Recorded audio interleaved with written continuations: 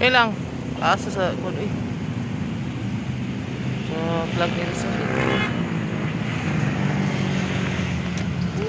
okay. Smile. We're here at Rizal Park.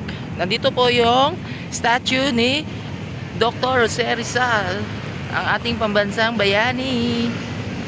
At dito sa harap, andito yung pinakamahabang flag.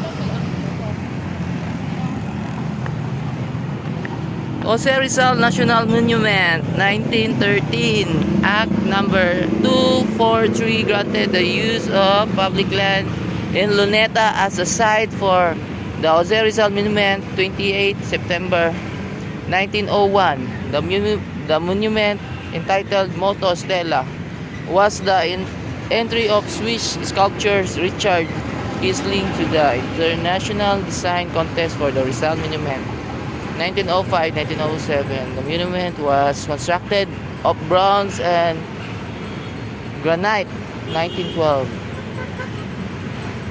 Based on the design.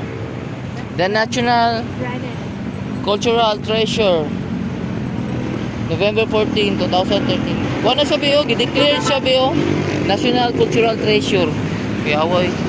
Ano din nabi? Rizal Monument.